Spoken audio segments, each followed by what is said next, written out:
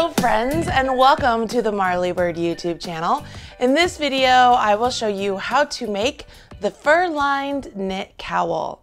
This cowl is sumptuous and sensual and uber soft. I cannot wait for you to get this yarn on your needles and make this luxurious cowl.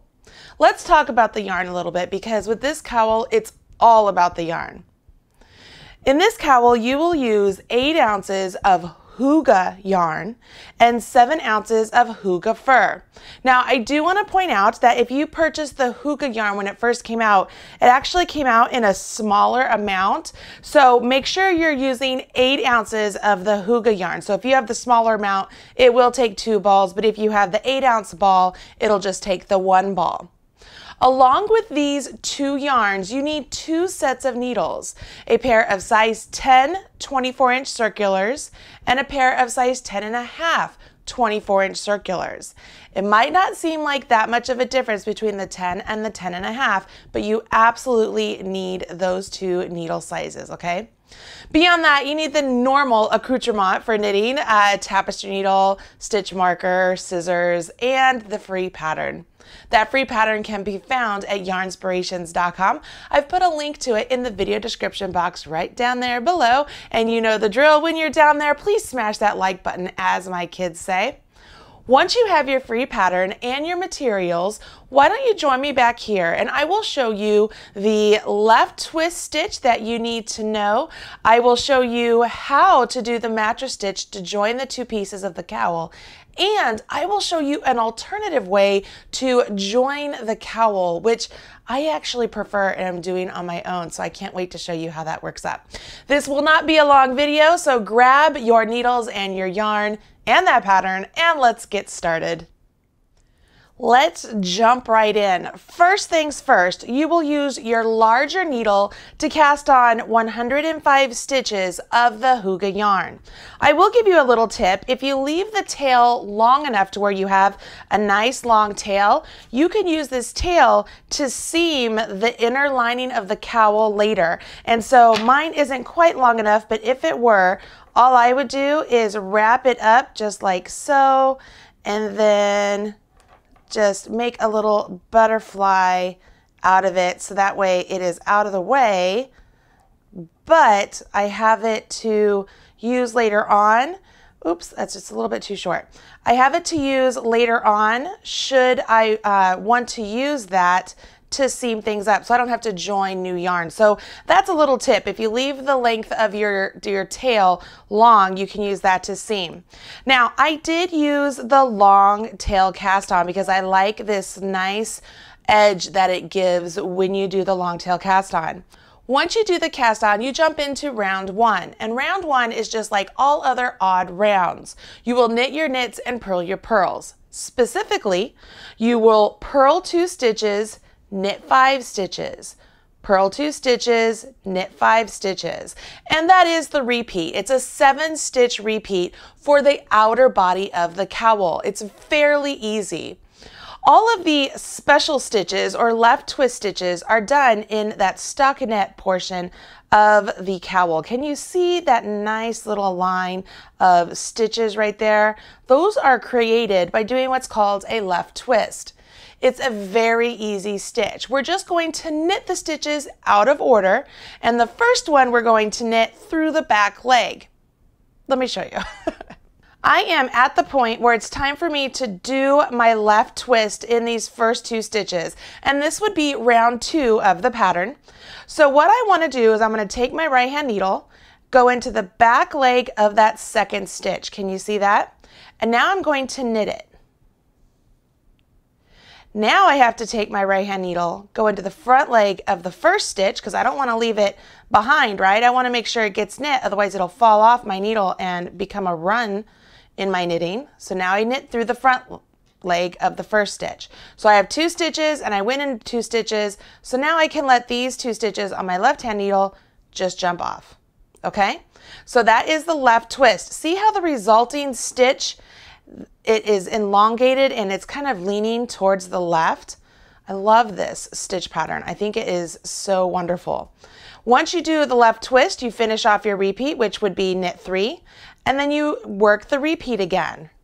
Purl 2, do the left twist, so I go into the second stitch through the back leg and knit it, go into the first stitch through the front leg and knit it, and off, and finish my repeat. I would do this all the way around for round 2. Round 3 is an odd round, so once again, I would purl my pearls, knit my knits, so I would purl 2, knit 5 the whole way around. And when I get to round 4, that's when my left twist actually moves over 1 stitch.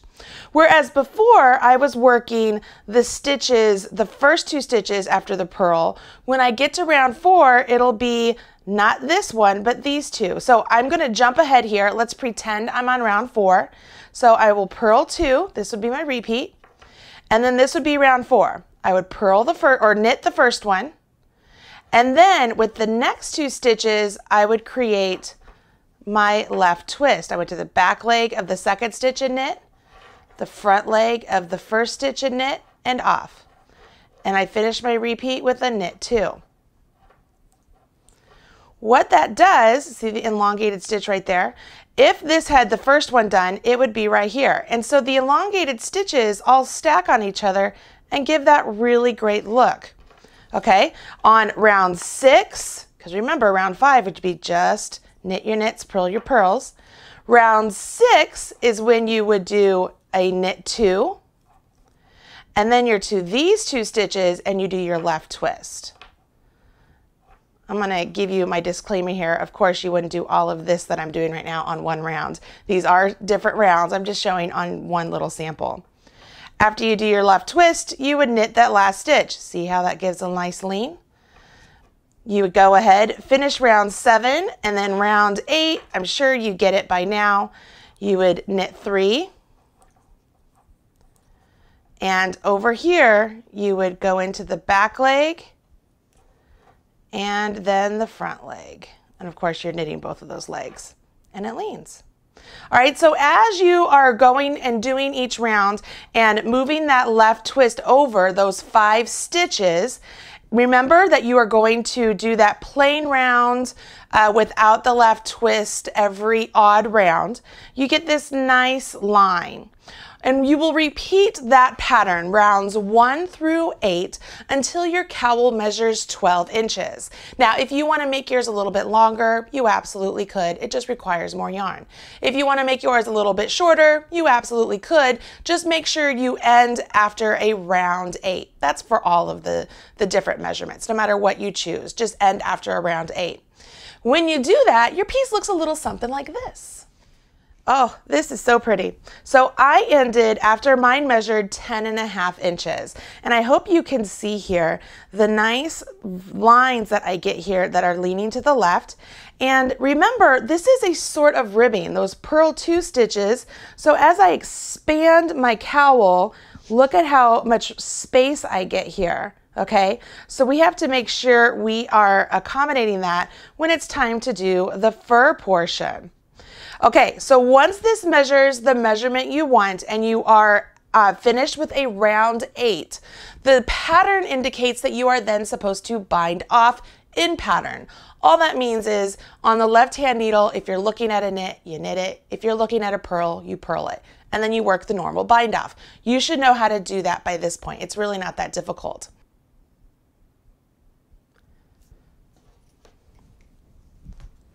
After you do that, it says you're supposed to go ahead and grab your Hygge Fur and your smaller needles and cast on 98 stitches with the Hygge Fur. So with the Hygge Fur, you can see here that the yarn does look like fur. It is an eyelash yarn. It is so pretty and luxurious when it is knit up. You can see here in my little swatch, it is just so squishy. And the front and the back look identical. Okay, this is a stockinette stitch swatch and you can't tell what is the front or the back. The biggest thing when you're working with Hygge Fur, again, I like the long tail cast on, so I'm just going to cast on a couple stitches here, is there is that nice sort of centering portion of the Hygge Fur, and that is the portion that I try and find with my fingers as I'm working along with my knit project. So I just sit here and I get everything cast on. And then when it's time to knit, of course, you would be in the round here. Again, you would have to knit in the round. And when you have to find the stitch, I put my finger over top of it and I just feel for that sort of center cord. And then I make sure that I'm in that cord and I knit. It's fairly simple. The biggest thing to remember when you're working with this yarn is you do not want to drop a stitch because it will be nearly impossible to find it and pick it up. So just make sure you're always in that stitch before you knit it.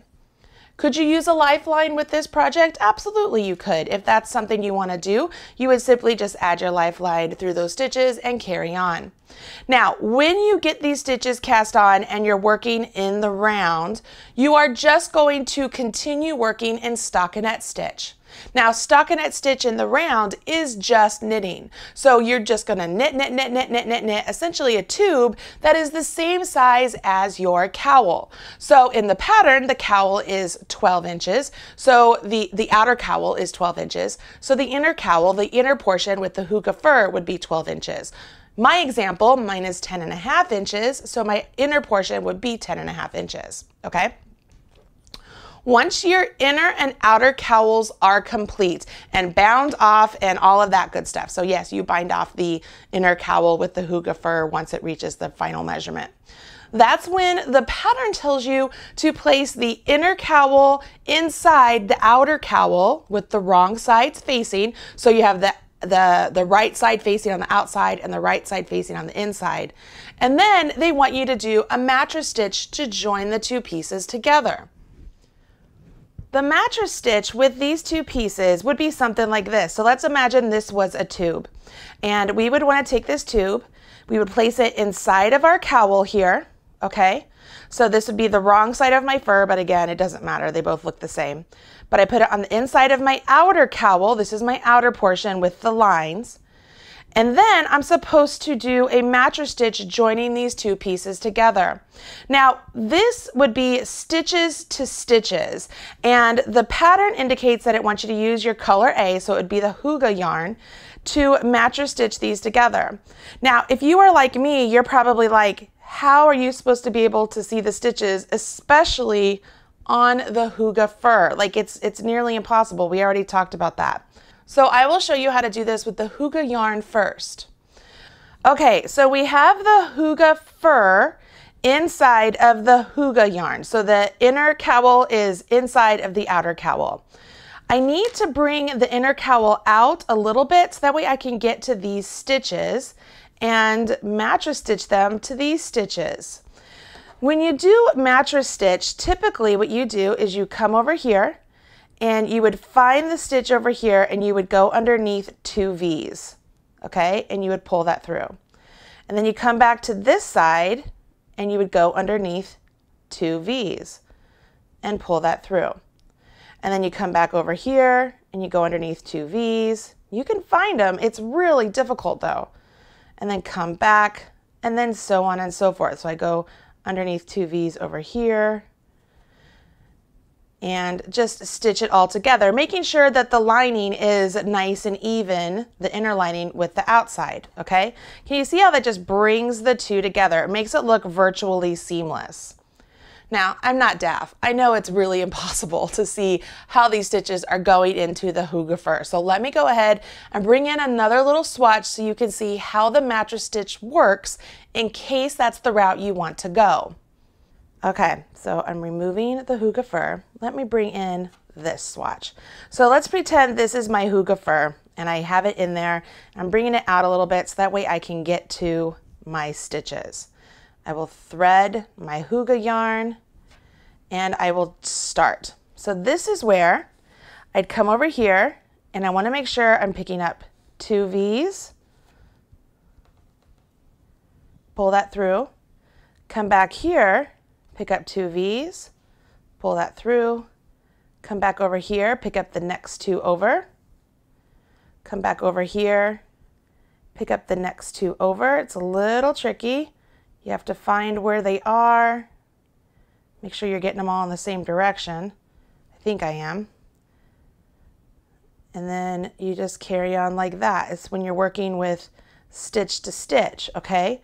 Now remember, we only did 98 for the Hygge Fur, but we did 105 with the Hygge yarn. So you won't have stitch for stitch, so you'll have to skip a couple here and there.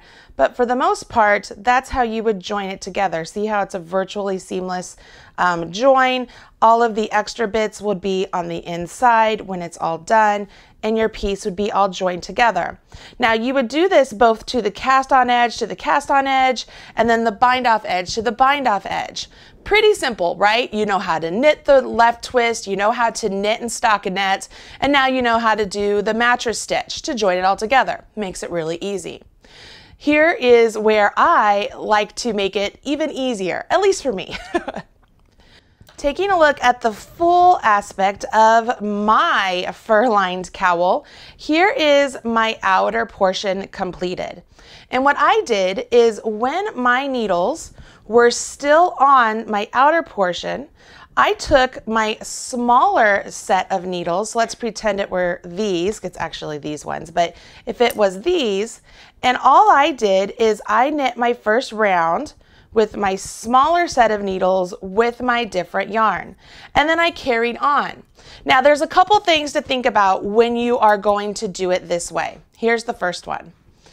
You are transitioning from the Hygge yarn to the Hygge Fur, and the stitch count is going to be different. So you have to figure out how many stitches you need to decrease in order to get to the right stitch count.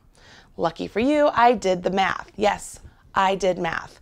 It's a big deal. If you've been following along, I don't like math. So let's look at this together. So I called this the alternative join. We did 105 stitches with color A, and we need 98 stitches with color B. That's a 7-stitch difference, okay? So if I take 105 and divide it by 7, that means every 15th stitch needs to be decreased. Pretty simple stuff, but what does that mean in knitting talk? Well, all that means is this. You would knit across 13 stitches, and then stitch number 14 and 15 you would knit together, thus getting rid of stitch number 15.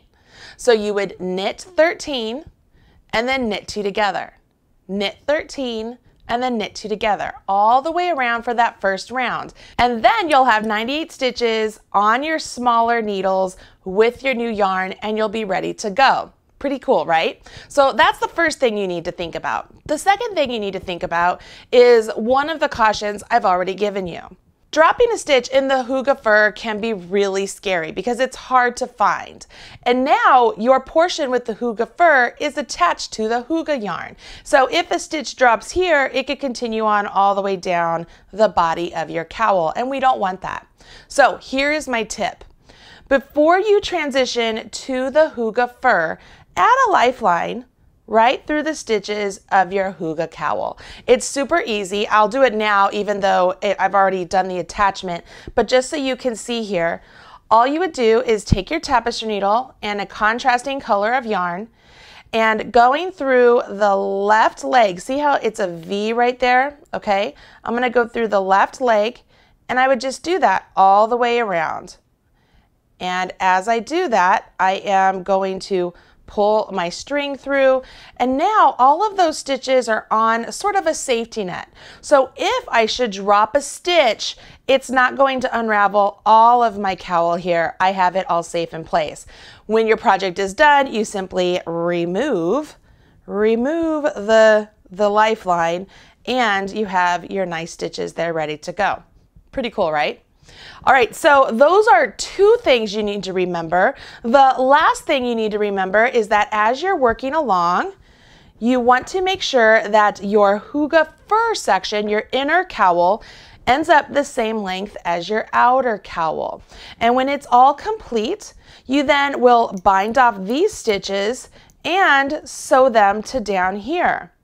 Pretty cool, right? I've already eliminated one of your mattress stitch sections. I think that is brilliant. But here's another tip.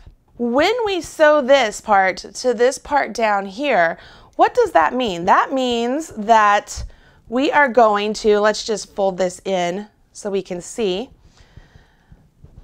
If we have it all plain Jane, everything is even, then my white and blue, they really aren't going to show too much, right? Well, for me, I really want the blue to show, so I'm probably going to pull it up a little bit more, which means this edge here is going to tuck in more, which means my raw edge, which would be connected right here, is going to be hidden. So why would I take all that time to do the mattress stitch when I could just do a whip stitch, whip it all together, and call it good? Because I'll just hide that end on the inside. Brilliant. I just made it even easier for you. If you do want to do the mattress stitch, or you want to do some sort of an invisible seam, you can even grab some sewing thread and a sewing needle and sew the two pieces together to make it invisible.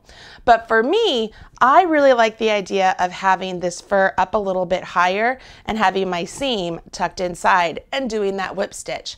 For the very reason that we talked about, seeing these stitches right here on the fur to seam them together with the hygge is really hard. So whip stitching them together is going to be my answer.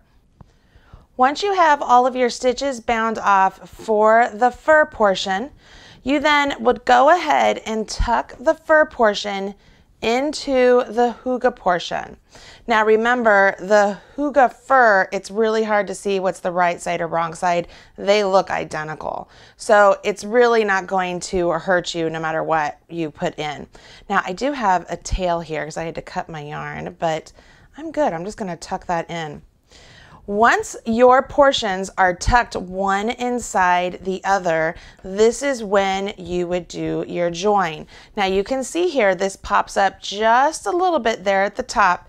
And then when we do the join down here, if I want it to be invisible, that's when I would do my mattress stitch, or I could just do a whip stitch and tuck it up a little bit more and have more of my fur coming out on the top. Now for me, as I said, I could use a whip stitch or I could use a mattress stitch. Either way I choose, the cowl is going to be perfect. But let me show you how to do the whip stitch since I did show you how to do the mattress stitch. For the whip stitch, I would go ahead and I got a length of yarn because I didn't leave a long enough tail on the outer portion. And I will just get it started on the inside here, okay? And now with the inner cowl pulled out a little bit just so I can see it, I am going to grab a stitch somewhere on the bind off edge, okay? And then I'm just going to begin to whip stitch. So I will whip it and whip it good, right? And you just kind of grab a piece out here, grab a bit in here, and pull it together. Grab a piece out here, grab a bit in here, and pull it together. Now you can tell I'm not going stitch for stitch. I'm just grabbing a little bit here and a little bit there and going as consistent as possible, just seeing how it looks here. And I haven't pulled it super tight yet. So once I pull this nice and snug, let's see what it looks like. It's virtually impossible to see, right? It's pretty easy. It's not that big of a deal. And if this portion was tucked into the inside, it's really not going to show.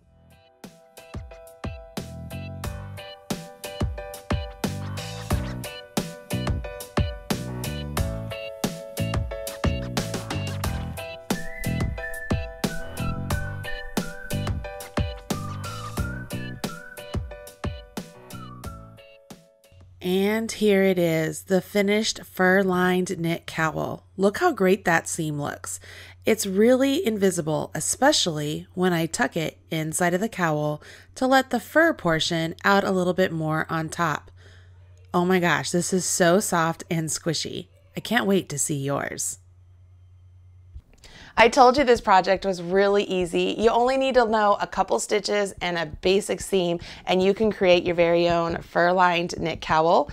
These yarns come in many different colors, so the color combinations are endless. I chose the white and the blue because I am a Colts fan here in America, and they are the same colors as my son's high school football team. So I will be able to wear this on the sidelines cheering on those Royals with pride. I'm Marley Bird. This is the Marley Bird YouTube channel. You can find more videos just like this one right here, so make sure you check them out when you get a chance. Smash that like button, hit subscribe, and I will talk to you all again real soon.